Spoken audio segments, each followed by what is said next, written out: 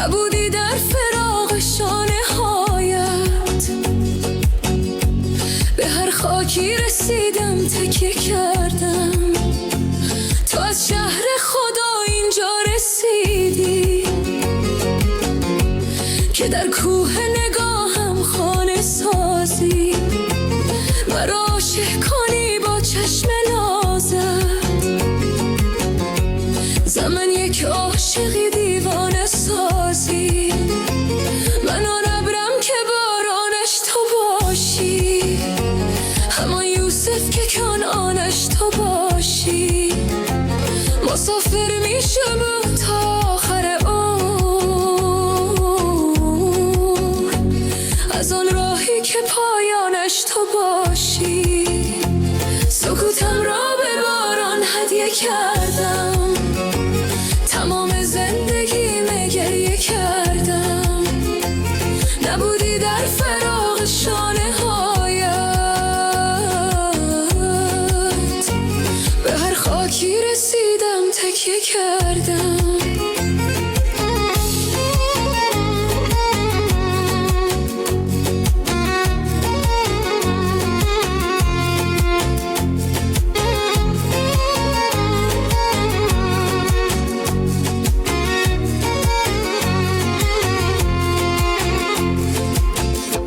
کتاب خاطراتم پاره کردن،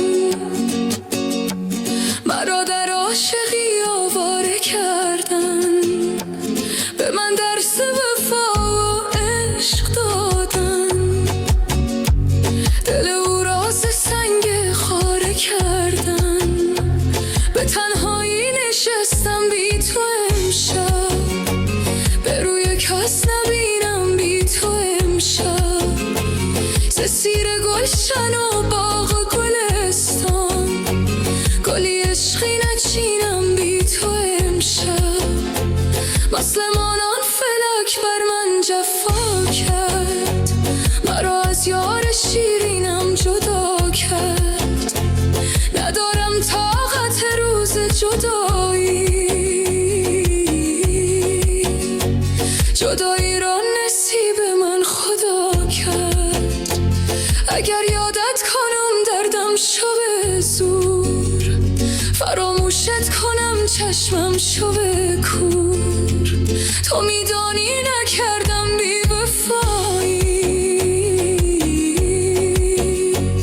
وفادار تو هستم